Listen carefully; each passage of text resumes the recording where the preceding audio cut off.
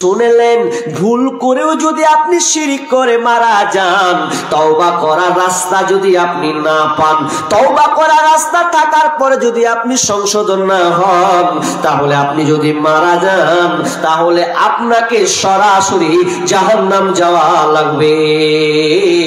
শিরিক করলে 5টা কেসে আপনি আসামি হবেন। 1 নাম্বার, যদি আপনি শিরিক করেন তাহলে আল্লাহ তাআলা আপনার সমস্ত নেকিকে বরবাদ করে দিবেন। নাম্বার 2, যদি আপনি শিরকে লিপ্ত হন তাহলে আল্লাহ সুবহানাহু ওয়া তাআলা আপনার ঈমানকে নষ্ট করে দেবেন। নাম্বার 3, যদি আপনি শিরকে লিপ্ত হন তাহলে আপনার জন্য জান্নাত হারাম। যদি আপনি শিরকে লিপ্ত হন তাহলে আপনার জন্য জাহান্নাম অবধারিত, আর আল্লাহ তাআলা আপনাকে ক্ষমা করবে না। তার মানে আপনাকে 5টা কেসে ঝুলতে হবে সামান্য একটা শিরক করার কারণে।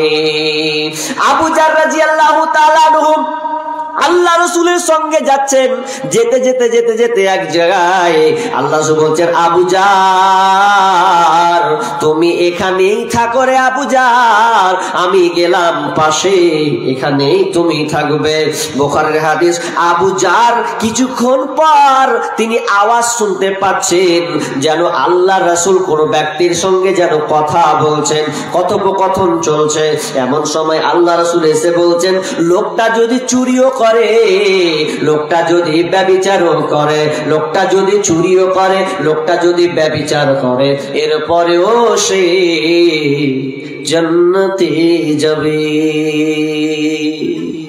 কথাটা কেমন? বলছে লোকটা যদি চুরি করে, লোকটা যদি ব্যভিচার করে, লোকটা যদি চুরি করে, ব্যভিচার করে, এরপরে লোকটা জান্নাতে চলে যাবে। আবু জার বলছেন, আপনি কার সঙ্গে কথা বলছিলেন? বলছে জিবরিলের সাথে। তো জিবরিল কি বলছে? বলছে কেউ যদি শিরিক না করে মারা যায়, কেউ যদি শিরিক করে না মারা যায় তাহলে লোকটা জান্নাতে যাবে। তো আমি জিবরিলকে জিজ্ঞাসা করলাম, আচ্ছা বলো, লোকটা যদি চুরি করে তাও জান্নাতে যাবে? বলছে হ্যাঁ। লোকটা যদি ব্যভিচার করে, জেনা জান্নাতে যাবে? বলছে হ্যাঁ। তো আমি কথাটা 3 বার বললাম, তাও বলছে হ্যাঁ। আচ্ছা আপনারা বলেন তো, এবার আপনারা মনে মনে বলছে সালাদা ঠিকই মকা পেলেন, চুরি কবো জান্নাতে যাব। হাদিস কিন্তু সম্পূর্ণ শেষ হয়নি, ভালো করে বুঝুন। আল্লাহ রাসূল কেন এই দুটা কথা তুলে ধরলেন জানেন? যে চুরি করলেও জান্নাতে যাবে, ব্যভিচার করলেও জান্নাতে যাবে, কারণ এগুলা হচ্ছে কাবিরা গুনাহ। কাবিরা গুনাহ, তো কাবিরা গুনাহ করার পরও জান্নাতে চলে যাবে কেমন? দেখেন, পৃথিবীতে 3টি বড় পাপ আছে, যেই পাপ করলে তার শাস্তি হচ্ছে সে হত্যার যোগ্য, তাকে মার্ডার করতে হবে, তাকে কাতাল করতে হবে। 1 নাম্বার, কেউ যদি ইসলামকে ত্যাগ করে দেয়, ইসলাম মানব না, আমি অন্য ধর্মকে মানব, তাহলে ওই লোকটাকে কাতাল করতে হবে, ওই লোকটাকে আপনার কিনা শাস্তি দিতে হবে, ও হচ্ছে হত্যার যোগ্য। ও ইসলাম মানলো না, এবার যদি লোকটা ভুল করে তাহলে কি করতে হবে? হত্যা করতে হবে। নাম্বার 2, দ্বিতীয় নম্বর কথা হচ্ছে যে লোকটা যদি বলে যে আমি ভুলে গেছে, আমি ইসলাম ছাড়বো না, আবার মেনে নিলাম, তাহলে তার বাঁচার পথ আছে, জায়গা ওকে মুক্তি দেওয়া হোক, ছাড় দেওয়া হোক, বেঁচে যাবে। নাম্বার 2, আর একটা পাপ জঘন্য আছে, আপনি যদি কাউকে কাতাল করেন, হত্যা করেন, তাহলে আপনাকেও হত্যা হতে হবে, এটা হচ্ছে ন্যায় বিচার। আপনি কাউকে কাতাল করলেন, মেরে ফেলে দিলেন, মার্ডার, তাহলে আপনাকেও মরতে হবে, এটা হচ্ছে বিচার। এখন বাঁচার পথ নেই, কিন্তু আছে এটাই। কেমন বাঁচার? তার পরিবার যদি আপনাকে বলে জাগ্গা আমার বেটাকে মেরেছে, আর বেটারই ভুল ছিল, তো জাগ্গা আমরা ক্ষমা করে দিন ওই লোকটাকে, তাহলে আপনি খালাস, আপনি বেঁচে গেলেন, বাঁচার পথ আছে। কিন্তু নাম্বার 3, যদি কোনো ছেলে কিংবা মেয়ে, বুখারী মুসলিমের হাদিস, কোন ছেলে কিংবা মেয়ে বিয়ে করেছে, বিয়ে করার পর যদি জেনায় চলে যায়, ব্যভিচারে লিপ্ত হয়ে যায়, এবং 4টা সাক্ষী যদি তার সামনে পেশ করা হয়, যদি প্রমাণ হয়ে যায় যে এই মেয়েটা ছেলের সঙ্গে ব্যভিচার করেছে, এই ছেলেটা মেয়ের সঙ্গে ব্যভিচার করেছে, তাহলে ওর বাঁচার কোনো পথ নাই। কেউ এসে তাকে বাঁচাতে পারবে না, পৃথিবীর কেউ তাকে বাঁচাতে পারবে না, কারণ সে অন্য মেয়েকে ধরতে গিয়ে ধরা পড়েছে। এই জন্য তাকে তার শাস্তি হচ্ছে, পূর্ণ যদি সে ব্যভিচার করে দেয় তাহলে ওকে হত্যা করতে হবে, ওর বাঁচার কোনো পথ নাই। কত জঘন্য পাপজি, বাঁচার পথ নাই। তো ওই কথাটাই আল্লাহ রাসূল বলছেন, জিবরিল রে তুই যদি জিনা করে তাও জান্নাতে যাবে? তো বলছে যাবে, যদি সে যে এগুলা কাজ এমন জিনিস যদি তাওবা ইস্তিগফার করে নেই, হতে পারে আল্লাহ বিচারের দিন তাকে ক্ষমা করে দিতে পারে। কিন্তু লোকটা যদি শিরিক করে মারা যায়, তাহলে ওই লোকটা কোনদিন জান্নাতে যাবে না। আমার সঙ্গে যে নাফরমানি করবে, আমার অধিকার যে অন্য কাউকে দিয়ে দেবে, আমি আল্লাহ তাকে ক্ষমা করব না। এবার বলেন, এতক্ষণ যা বললাম, এবার মেন কথায় আসি। এবার আমরা শিরক করি না? একটা একটা করে বলবো, খালি ধরবেন, বাড়তে যা হচ্ছে হয় না। আল্লাহ তাআলা সূরা ইউসুফে বলছেন 116 নম্বর আয়াত, ওয়ামা ইউমিনুহুম আকসারুহুম বিল্লাহি ইল্লা ওয়া হুম মুশরিকুন। আল্লাহ তাআলা বলছেন অনেক লোক ঈমান আনার পরেও মুশরিক, অনেক লোক আছে ঈমান আনার পরেও সে মুশরিক হয়ে আছে, তার মানে ও ঈমান হারা হয়ে বসে আছে। একটা কথা বলি, হাদিস 1 নম্বর হাদিস, রাসূল কি বলছেন, মান হালাফা বিগাইরিল্লাহি ফাকাদ আশরাক। কেউ যদি অন্যের নামে কসম খায়, আল্লাহকে বাদ দিয়ে অন্যের নামের কসম খায়, তাহলে সে শিরক করলো। আমরা অন্যের নামে কসম খাই কি খাই না? অনেক লোক আছে হার বাপের কিড়া, কেউ বলে হার মায়ের কিড়া, খায় কি খায় না? এরকম কিড়া খাই। কেউ আবার কি বলবো জঘন্য কথা, নিচে নেমে যাবে শুদ্ধ হাত দেখো এটার কিড়া, আমি এই কাজ করিনি। এটা হচ্ছে সবচাইতে জঘন্য, এটা শিরক হয়ে যাবে। যদি আপনাকে কিড়া খেতে হয়, কার নামে খেতে হবে? আল্লাহর নামে। আর কোন জিনিসের কিড়া খাওয়া চলবে না। কিন্তু আমরা অনেকে খাই, এই কাজটাকে মজবুত করার লেগে কখনো মায়ের কিড়া খেয়ে লিছি, কোন বাপের কিড়া খেয়ে লিছি, কোন ছেলের কিড়া খেয়ে লিছে, ইত্যাদি ইত্যাদি। কিন্তু অনেকে কোরআনে তো কিড়া খেয়ে লিছেন না। তাহলে কিড়া যদি খেতে হয়, কসম যদি খেতে হয়, তাহলে আপনাকে আল্লাহর নামে খেতে হবে। এবার ভালো করে শুনুন, আপনি যে কিড়াটা খাচ্ছেন, কসমটা করছেন যে আল্লাহর কসম বে, এটা আমি করিনি রে ভাই, করলে অমুক করিস বা তুমুক করিস, এরকম কিড়া খায়।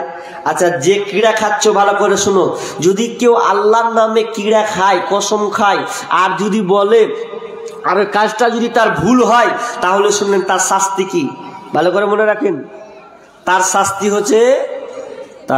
হচ্ছে কোরআন বলছে, তাকে যদি রোজা রাখতে হয় তো মিনিমাম 3টা রোজা রাখতে হবে। কয়টা? 3টা রোজা রাখতে হবে। কসম ভুল খেয়ে 3টা রোজা রাখতে হবে, নইলে তাকে 10 জন মিসকিনকে আপনার কিনা বস্ত্র বা আপনার কিনা অন্ন দান তাকে করতে হবে, 10 জন মিসকিনকে তাকে খাওয়াতে হবে। কেউ যদি কিড়া খেয়ে নেয়, আর যদি ওটা সঠিক না হয়, মানে কিড়া খেয়েও বেঁচে গেল কিন্তু বাঁচলো না, ওর কাফারা কি? ওকে 3টা সিয়াম রোজা রাখতে হবে, আর না 3টা পারলে ওকে 10টা মিসকিনকে খাওয়াতে হবে। এর নেই। শিরিক সমাজে বহুত আছে। শিরিক এমন শিরিক, আপনাকে ছোট ছোট কয়েকটা শিরিকগুলো আপনাকে বলছি, কিন্তু এগুলো সবচাইতে বেশি প্রচারিত আছে। দেখবেন সাইকেল ট্রাক চলে কি চলে না? তো ট্রাক চলে, পেছন দিকে স্যান্ডেল ঝুলায় কি ঝুলায় না? দেখেছেন? স্যান্ডেলটা কেন ঝুলাই বাপ? কিসে লেগে ঝুলায়? জিজ্ঞেস করছি যে স্যান্ডেল কেন ঝুলায়? তো বলছে স্যান্ডেল ঝুলালে গাড়ির উপরে কেউ নজর দিবে না। নজর তোর ঘোড়া গোষ্ঠী গেলাই আমি, নজর দিবে না, আর নজর দিবে না, আর কোনো দুর্ঘটনাও ঘটবে না, এরকম। এই জন্য ওরা স্যান্ডেলটা ঝুলাই। তো এটা হচ্ছে শিরক। যদি কেউ বলে যে এটা স্যান্ডেল দিলাম, চলবে না। অনেক লোক দেখবেন গাছে শুদ্ধ স্যান্ডেল টাংছে, কে ঝাঁটা টাংছে, কে হাঁড়ি চাপেছে, এরকম আছে না নাই? শিরক, মারাত্মক শিরক। এগুলা ছোট মোটো মনে করিয়েন না। তার মানে আপনি বলতেছেন যে গাছের উপরে কেউ নজর মানবে না, তাহলে না, এটাও শিরক হবে। খবরদার আপনি কাজটা করবেন না। শিরক আমরা অনেক মা বোন পর্যন্ত জানি না। অনেক মা বোন দেখবেন সন্ধ্যা হয়ে গেলে আর ঝাড়ু ঝাঁটা দেয় না, ছুঁয়ে দেয়। কেন? বলছে ঝাড়ঝাটা দেওয়া যাবে না, দিলে বরকত থাকবে না, কুলক্ষণ হবে সংসার। এই জন্য দেখবেন মায়েরা আছে অনেক আবর্জনাকে এক কোণাতে রেখে দেয়, ঝাড়ু দেওয়ার মাগরিব পর ফেলে না। যদি এই রকম কুধারণা করে তাহলে এটা শিরিক হবে। অনেক আমার মা খালা আছে, যদি বৌমা যদি জানতে পারে, কোন শাশুড়ি যদি জানতে পেরে যায় যে আমার বৌমা আজকে না পাক আছে, তো আগে খানিকটি জাক মেরা হবে, গোসল করগা, গোসল করগা, তারপরে হাতে পাতিলে হাত দিবি, তাছাড়া হাত দিবি না। এটা হচ্ছে শিরিক। মা খালা ভালো করে শোনেন, আপনি নাপাক অবস্থায় সব করতে আপনি পারবেন না নামাজ পড়তে, পারবেন না আপনি সিয়াম রাখতে, পারবেন না আপনি কোরআন তেলাওয়াত করতে, বাকি আপনি যত কাজ আছে সব কাজ আপনি করতে পারবেন। নাপাক অবস্থায় আপনি সব পাবেন, কিন্তু আমাদের সমাজের শিরিক। অনেকে দেখবেন গরুতে যখন লাথি মারে, একটু যদি লাত লেগে যায়, বাট লাত মেরে দিলি, বকে কি বকে না? লাত মারলে, লাত পড়লে গরুতে। তো এই ধারণাটা হচ্ছে শিরিক। এই ধারণা কি? শিরিক, চলবে না। তা আমি মনে করছি যে লাঠির চাইতে লাথি মারা বেশি ভালো। লাঠিতে মারলে তো বেশি লাগবে, কিন্তু পায়ে লাত মারলে কি বেশি লাগবে? তা আমার মন বলে লাঠি থেকে পায়ে বেশি মার জোড়ে, তাহলে গরুটাকে কম লাগবে। ভুল ধারণা আমাদের যে গরুকে লাথি মারতে হয় না। এ গেল এই মা বোনরা আবার বলে, যদি চুলাতে বা আর কোনো কিছুতে যদি কোনো বাচ্চা চেপে লাগে, ছি ছি ছি ছি, কি করলি তুই এটা, মানে চাপতে পাবে না। এই ধারণা করাটা হচ্ছে শিরিক। কোন স্বামী যদি বাড়ি থেকে বের হয়ে যায়, আর বের হওয়ার পর যদি ওকে ডাকে, তো শাস্ত্রীকে ডাকছে, তোর স্বামী ডাকছিস, ডাকবি না। অনেকে ডাকে আর শাশুড়িতে আটকায়, খবরটা ডাকবি না, ডাকবি তো বিপদ হয়ে যাবে। ধরেন আপনার স্বামী কিছু ভুলে গেছে, তো ডাকছে, ডাকা চলবে না, যেতে দে না, তোর রাস্তায় বিপদ হয়ে যাবে। মানে এ ধারণা করা শিরক না। একমাত্র ইসলামের লক্ষণ কুলক্ষণ বলে কিছু নেই। আল্লাহর উপর আপনাকে ভরসা করতে হবে। শিরিক যে কত রকম আছে, মুখের মাধ্যমে শিরিক, কর্মের মাধ্যমে শিরিক, কাজের মাধ্যমেও শিরিক আছে। আপনাকে একটা করে দেখলে আপনি আশ্চর্য হয়ে যাবেন। মুখের মাধ্যমে শিরিক করি, কেমন শিরিক করি? বলে যে ডাক্তারটা যদি না থাকতো তাহলে মনে হয় হারবাটা মরে যেত, এরকম কথা বলে না। এটা হচ্ছে শিরিক পর্যায়ে। কিছু খালা এই ধুলিয়ান হসপিটালে দুটা খালা পরস্পর বসে আছে, গল্প করছে। তা আমি একটা রুগী দেখতে গেছি, তো ওরা বোর্ডে বেটে বসে আছে, গল্প করছে, জানিস গে আজকালকার কবিরাজ গালাকে আল্লাহ কইতে হবে। ভাষা কি? আজকালকার কবিরাজ গালাকেও আল্লাহ কইতে হবে। আমি চমকে গেছি ওর কথা শুনে, যে খাতার না কথা, খালা কুণ্ঠে পালি তুই ডেলিভারি করছি দেখলে কথা রে। তো কইছে এই সবই কইয়া দিতে পারছে, যে তো ছেলে চাইছে, তো ছেলে করে দিছে। মানে মেলে কিছু ওদের ধারণা বেটি ছেলের গে, যে কবিরাজ মেলে কিছু করে দিতে পারে। তা আমি মনে মনে করছি, হাগে খালা, তাহলে তোর যেটি বেটি আছে, তো সব টিকের বেটি তোর কবিরাজ সাথে দিয়ে দিস, কোনদিন অভাবই পড়বি না তুই।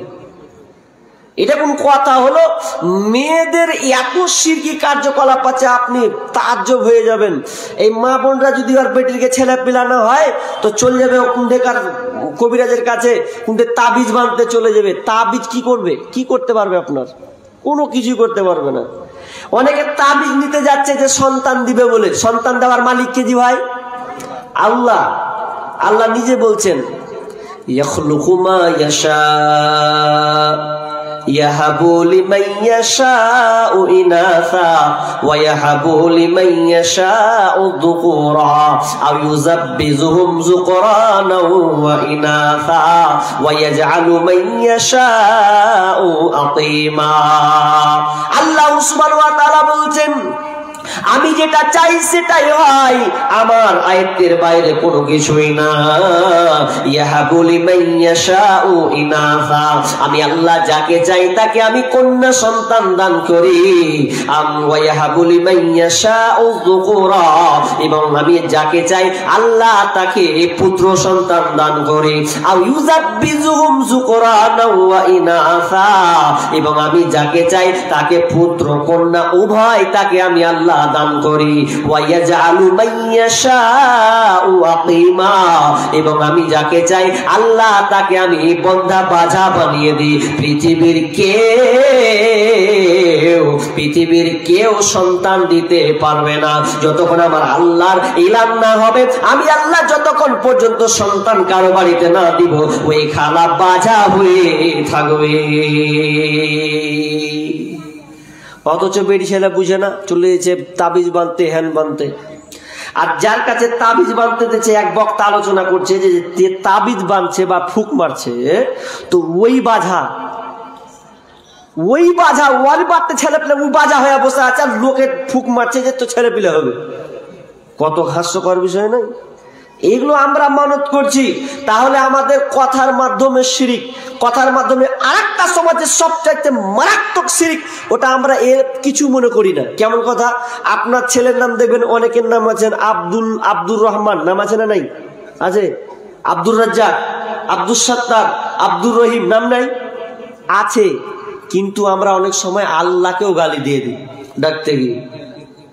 আপনি যে আপনার ছেলের নাম আব্দুর রাজ্জাক রাখলেন, তো আব্দুর রাজ্জাক মানে কি? অথচ আপনি পূর্ণ নাম ডাকছেন না, ডাকছেন রাজ্জাক। ডাকে না, রাজ্জাক শুন বলে না, আর বলে তো বলে অনেক আবার গালি দেয়, সালার বেটা রাজ্জাক শুনতে পাই না, এত করে গাল দেয়। তো গালটা কাকে দিলে? গালটা আল্লাহকে বললো। রাজ্জাক রিজিক দেনেওয়ালা, রিজিক দাতা কে? আল্লাহ। তাহলে আপনি নাম ডাকতে গিয়ে এখানে আপনি শিরিক করে দিচ্ছেন, এবং তাকে আপনি রিজিকের মালিক বানিয়ে দিচ্ছেন, আপনি আবার গালিও দিচ্ছেন। তাহলে এটা এক পর্যায়ে শিরিক। আপনার ছেলেকে আপনি রাজ্জাক বলতে পারবেন না। যদি আপনি বলেন তো পূর্ণ নাম ডাকেন, আব্দুর রাজ্জাক এভাবে ডাকবেন, আব্দুর রহিম এরকম ডাকবেন, আব্দুল খলিল, আপনাকে পূর্ণ আপনাকে ডাকতে হবে। কিন্তু আমরা ডাকছি কেমন? এই স্যাম্পল সিফাত শুধু নিচ্ছি, না, চলবে না। যদি করেন তাহলে এটা একটা শিরিক পর্যায়ে চলে যাবে। শিরিক অনেক আছে, আপনার ছেলেকে আপনাকে শিখাতে হবে। শিরিকের ডিফিনিশন অনেক বলা যাবে না। আমাদের সমাজে আর একটা শিরিক আছে, আপনাদের দিকে আছে কিনা জানি না। তো শিরিকটা নতুন উঠেছে এখন, নতুন। কেমন নতুন? আপনার মেয়ে প্রেগনেন্ট, পেটে বাচ্চা, তা আপনার বাড়িতে আছে, বড় লোকের বাড়িতে এটা বেশি হয়। কেমন হয়? যে আপনার মেয়ে শুয়ে আছে, তো ওয়ার্ক বেডের সামনে একটা ছবি টাঙিয়ে দেয়। ছবিটাকে সুন্দর চেহারা দেখতে, এত সুন্দর চেহারা, একটা বিউটিফুল দেখতে সুন্দর একটা মেয়ের ছবি বা ছেলে ছবি টাঙিয়ে দিয়েছে। তখন ওর মেয়েকে বলছেন, এদিকে তুই খালি বারবার তাকাবি। যে কেন তাকাবো? বলছে এদিকে যদি বারবার তাকায় তো ছেলে সুন্দর হবে।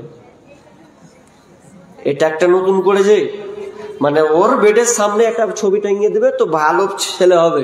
এটা শিরিক, চলবে না। কত খালা সন্তান হতে গেলে দেখবেন ঘরে দাউলি লিয়া ছুঁতে থাকে, দাউলি আর পেঁয়াজ আর না হ্যান ত্যান লাইকিলাই না, লিয়ে ঘরে বসে থাকে। কেন? বলছে এগুলা নিলে কোনো বদনজর লাগবে না, জিন ভূত আসবে না। তো এই জন্য নাই, এগুলা হচ্ছে শিরকের পর্যায়ে চলে যাবে। শুধু তাই নয়, শিরিক এত খাতারনাক, শিরিক আমরা অনেক সময় করে ফেলি। আল্লাহ রাসূল মুসনাদে আহমদে একটা হাদিস পেশ করছেন, সামান্য একটা মাছির কারণে একটা লোক জান্নাতি, আর সামান্য একটা মাছির কারণে একটা লোক জাহান্নামে। মাছির কারণে জাহান্নামে, মাছির কারণে জান্নাতে? বলছে হ্যাঁ। আল সাহাবীরা বলছে বুঝতে পারলাম না, একটু বলেন তো। তো বলছেন একটা গ্রামে একটা মূর্তি আছে, একটা ভাস্কর আছে। ওই মূর্তি ভাস্কর ওই জায়গা দিয়ে সবাইকে যেতে হয়, যে যায় সবাই মানত আপনার কিনা দেয়, আপনার কিনা উৎসর্গ করে, ওই দেবতার নামে কিছু উৎসর্গ করে। তখন একটা লোক বলছে ভাই দাও।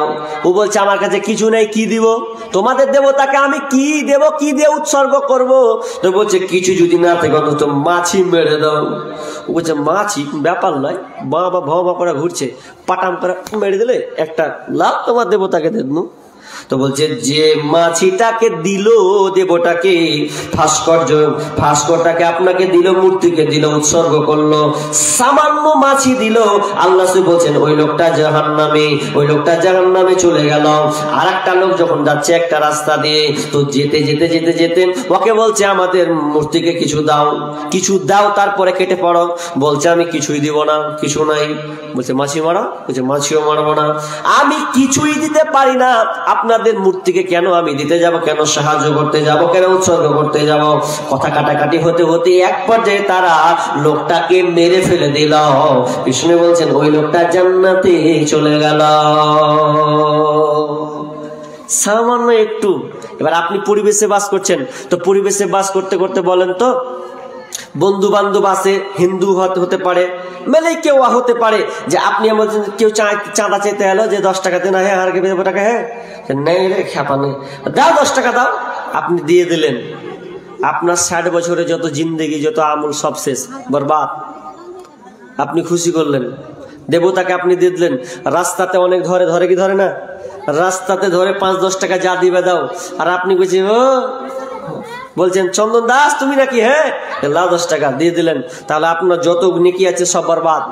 আপনি ওদের দেবতাদেরকে আপনি 1টা টাকাও দিতে পারবেন না, কিন্তু আমরা অনেকে দিয়ে থাকি। এখান থেকে ফিরে আসতে হবে। যদি জোর জবরদস্তি করে যে আপনাকে দিতে হবে, তাহলে আপনি এক কথাই বলবেন, ভাই জোর জবরদস্তি করে তোর কোনো লাভ নাই, যদি পারিস তো বল, তোকে চায়ের দোকানে নিয়ে যাবো, তো মিষ্টির দোকানে তুই যা খাবি গিল খা, আমার আপত্তি নাই, কিন্তু তোদের মূর্তিকে আমি 1.25 না 1 আনাও দিব না। কিন্তু আমরা অনেক সময় চাঁদা দিয়ে দিই, দোকানে গিয়ে চাঁদা দিয়ে দিই। তাহলে এটা কত মারাত্মক শিরক, যে আপনার জিন্দেগি যত নেকি আছে সব বরবাদ হয়ে যাবে। অতএব সাবধান, শিরক খুব খাতারনাক জিনিস, খুবই মারাত্মক জিনিস। আমরা কথায় কথায় অনেক শিরক করে ফেলি। আমরা ধার দিই না, ধার দিলে পুরো সময়টা ধারে চলে যাবে, এরকম মনে করে আমরা অনেকে দোকানদারে ধার দিই না, এখনি খুলনু, হ্যাঁ আর তুই ধার দিতে চলেছিস, এই ধারণা করছেন, এটা শিরক, একদম শিরক করা, এটা চলবে না। তাহলে এগুলো থেকে আমাদেরকে বাঁচতে হবে। সমাজে অনেক শিরক আছে, ঈমান আনো রে, আবার ঈমান আনো রে, এই দুনিয়া মাজার, পশ্চিমে তাকাইয়া দেখো বেলা যাই ডুবিয়া, আবার ঈমান আনো রে, আবার ঈমান আনো রে, কালেমা পড়িয়া পশ্চিমে তাকাইয়া দেখো বেলা যাই ডুবিয়া, আবার ঈমান আনো রে। মাঠে ঘাটে ইন্টারনেটে ধর্মের প্রচার বেশ, সবাই এখন ধার্মিক সাজে আমলে নাইলেস। যে যার মতন চললে মানে, যে যার পথে চললে মানে, কোরআন হাদিস ছাড়িয়া আবার ঈমান আনো রে, কালেমা পড়িয়া পশ্চিমে তাকাইয়া দেখো বেলা যাই ডুবিয়া, আবার ঈমান আনো রে। তার মানে আপনাকে যত শিরকে আমরা নিমজ্জিত আছি, এগুলো থেকে আমাদেরকে বাঁচতে হবে। কসম খাবেন আল্লাহর নামে, কোনোদিন তাবিজ বাঁধবেন না, এগুলো থেকে আপনি বাঁচার চেষ্টা করুন। খবরদার যুক্তি দিয়ে ইসলাম চালাবেন না, ইসলাম কোনো যুক্তির উপর নির্ভরশীল নয়, কোরআন সুন্নাহ মোতাবেক আপনাকে মানতে হবে। তার যতগুলো আপনাকে একটা একটা করে বললাম, অনেক শিরক আরো আছে, এগুলো শিরক খুব ভয়াবহ জিনিস। আল্লাহ তাআলা বলছেন যে শিরক করবে তার থাকার জায়গা হচ্ছে জাহান্নাম। নাম্বার 2, ওয়াবিল ওয়ালিদাইনি ইহসানা, দ্বিতীয় নম্বর রায় দিয়েছেন তোমরা পিতামাতার সঙ্গে সৎ ব্যবহার করবে, সব পিতামাতার সঙ্গে ভালো ব্যবহার করবে। ইম্মা ইয়াবলুগান্না ইনদাকাল কিবারা আহাদুহুমা আও কিলাহুমা, যদি তোমাদের পিতামাতা বার্ধক্যে চলে গেছেন, বৃদ্ধ হয়ে গেছে, বয়স্ক হয়ে গেছে, তোমাদের বাপ কিংবা মা একজন কিংবা দুইজন তারা যদি বৃদ্ধ বার্ধক্যে পৌঁছে যায়, তাহলে তোমরা কি করবে? ইম্মা ইয়াবলুগান্না ইনদাকাল কিবারা আহাদুহুমা আও কিলাহুমা ফালা তাকুল্লাহুমা উফিউ, তাহলে খবরদার উফ শব্দ ব্যবহার করবে না। ওয়ালা তানহারহুমা, এবং তোমরা ধমকে চেঁচিয়ে কোনো কথা বলবে না। ওয়াকুল্লাহুমা কাওলান কারিমা, এবং তোমরা শ্রদ্ধাজনিত কণ্ঠে কথা বলবে। আমরা পিতামাতার সঙ্গে ভালো ব্যবহার করি ভাই। 2 নম্বর কি বলেন আল্লাহ? পিতামাতার সঙ্গে ভালো ব্যবহার করতে হবে, করি খুব কম। সোশ্যাল মিডিয়াতে খালি তোর পার লেগে আছে পিতামাতার পিতামাতার পিতামাতা। কাল পরশু দিনকে হাইকোর্টের ছেলের উপরে মামলা দিচ্ছে কি, যে আমার ছেলে আমাকে খেতে দেয় না। পরশু দিন তাজ্জব হয়ে গেছি যে এইরকম কেস চলছে, মানে হাইকোর্টে গিয়ে, যে আমার ছেলে খেতে দেয় না, তো আমার ছেলে যেন খেতে দেয়, এই জন্য ও জজ ব্যারিস্টার তাদের কাছে সাহায্য সমর্পণ হচ্ছেন যে আমার বেটা যেন খেতে দেয়। কোন হালাতে গেছে, তো ওটা তো হাইকোর্টে গেল বলে হয়তো আমি দেখলাম, কিন্তু আমাদের সমাজে তো এরকম আছে যে বাপ বৃদ্ধ হয়ে গেছে এরপর আমরা খেতে দিই না, এরকম আছে না নাই? খুব অহরহ আছে। যেই বাপ আপনাকে এত লালন পালন কষ্ট করলো, তাকে আপনি কি করছেন? বৃদ্ধ বয়সে কাটছেন। অথচ সেই বাপ আপনাকে ছোট করে বড় করেছে। এখন হলো ওনে আবার যুক্তি দেয়, ওর কাল পার হয়েছে, আমার কাল পার হয়েছে, ও তো কার কোলে মানুষ হয়েছে, এরকম বাহানা করি। কিন্তু না, খবরদার বাহানা দেওয়া চলবে না। আল্লাহ সুবহানাহু ওয়া তাআলা বলছেন দাঁড়া। আল্লাহ বলছেন ওয়াসাইনাল ইনসানা বিওয়ালিদাইহি হামালাতুহু উম্মুহু ওয়াহানান আলা ওয়াহানিন ওয়া ফিসালুহু ফি আমাইন। আল্লাহ বলছেন তোমরা পিতামাতার সঙ্গে ভালো ব্যবহার করবে, ইনসান করবে। ওয়া মুহানান আলা ওয়াহানিন, তোমার মা দুর্বলতার উপরে দুর্বলতা স্বীকার করেছে। তুমি যখন পেটে ছিলে, পেটের অবস্থায় তোমার মা না বসে সুখ, না দাঁড়িয়ে সুখ, না শুয়ে সুখ, সদা সর্বদাই তার কোনো সুখ ছিল না। তুমি বুঝতে পারবে কখন যুবক, তোমাকে শোনো, তোমাকে বলে দিছি, তোমার মায়ের যন্ত্রণাটা তুমি যখন পেটের মধ্যে ছিলেন 7 মাস 9 মাস পর্যন্ত তোমার মায়ের পেটে ছিলে, তুমি ভালো করে শোনো, তুমি বুঝতে পারো না। যেদিন তুমি বিয়ে করবে, তো বিয়ে করার সময় যখন তোমার স্ত্রী প্রেগনেন্ট হবে, সেদিন তুমি তোমার স্ত্রী পেটের দিকে তাকাবে যে আমার স্ত্রী কতটা কষ্ট হচ্ছে। আপনাকে বলবে ও স্বামী আমার, আমাকে ভালো লাগে না, বসতে ভালো লাগে না, খেতে ভালো লাগে না, দাঁড়াতে ভালো লাগে না, শুতেও ভালো লাগে না, সব সময় যেন বেচইন চলে আসছে। তো আপনি ওই সময় মনে করেন তাহলে আমার স্ত্রী যদি এই হালাত হয়, তাহলে আমার মা জানি আমার জন্য কত না কষ্ট করেছে। আরে বোকা শোন, পৃথিবীতে মা এমন একটা জিনিস, মাকে আমরা এখন পর্যন্ত চিনতে পারিনি। মা ছাড়া পৃথিবীর দুনিয়ার জগতে কেউ আপন হয় না। কারণ ডাক্তাররা একটা রিপোর্ট দিয়েছেন, একটা কলম পত্রিকা, কোন একটা পত্রিকাতে নিউজ বের হয়েছিল, ফেসবুকে সেটা পেশ করা হয়েছিল, যে একজন মাকে জিজ্ঞাসা করা হচ্ছে, মা তুমি 11 বছর পর যে সন্তানটা পাবে, তো সন্তান পেতে গেলে তো আবার ভেজাল হয়েছে। কি ভেজাল? বলছে তুমি যদি সন্তান নিতে চাও তাহলে তোমাকে মরতে হবে, আর যদি তুমি বাঁচতে চাও তাহলে তোমার সন্তানকে মারতে হবে। এখন তুমি কি চাইবে বলো, কি করবে তুমি? মায়ের উত্তর দেখছেন, ডাক্তার বলছে যে আপনি যদি চান বাঁচতে তাহলে বেঁচে যাবেন, কিন্তু মরবে আপনার ছেলে, সন্তানটা। আর যদি বলেন যে সন্তানকে বাঁচাবো, তাহলে আপনাকে মরতে হবে, সিদ্ধান্ত আপনার। কি করবেন? মা সঙ্গে সঙ্গে চিন্তা নেই, বেচিন্তাতে বলছে, কারণ মা সন্তানের কাছে, সন্তান মায়ের সম্পর্ক ভালোবাসা গভীর। তো কিন্তু আজকে আমরা আপন করেছি মাকে বাদ দিয়ে শাশুড়িকে। আপন ছাড়া বন্ধু বান্ধব কাছে আসে না, বিনা স্বার্থে কেউ কাউকে ভালোবাসে না, স্বার্থ ছাড়া ভালোবাসে শুধু শাশুড়ি মা। যদি শাশুড়ি ভালোবাসে, শাশুড়িজি যদি বলছেন না শাশুড়ি বাড়ি যাবেন তো একবার দিবে, আর দুধ পড়বে না, বলছে হ্যাঁ ভালোবাসি না। কিন্তু মায়ের মতন কেউ নাই। মা সব চাইতে হচ্ছে কাছের। যখন জিজ্ঞেস করা হলো যে আপনি কি করবেন বলেন, তো মা একচান্সে বলছেন, ডাক্তার খবরদার আমার ছেলের মৃত্যুর কথা আপনি বলবেন না, আমি মরতে রাজি আছি, আমি মরে যাব। আমি দুনিয়াতে থাকলাম 22 বছর, 23 বছর, 24 বছর, আমি দুনিয়ার আয়ু পেলাম, আব্বা দেখলাম, মা দেখলাম, সূর্য দেখলাম, তারা দেখলাম, পর্বত দেখলাম, নদী দেখলাম, সবকিছু দেখলাম, কিন্তু আমার সন্তান তো আর কিছু দেখেনি। অতএব আমার আর বাঁচার কোনো ইচ্ছা নাই, আপনি আমাকে মারেন, আমার সন্তানটাকে আপনি বাঁচিয়ে দেন। যেমন এই কথা বললাম, এবার ডাক্তাররা সেই মতন কাজ করছেন। কি করে করা যায়?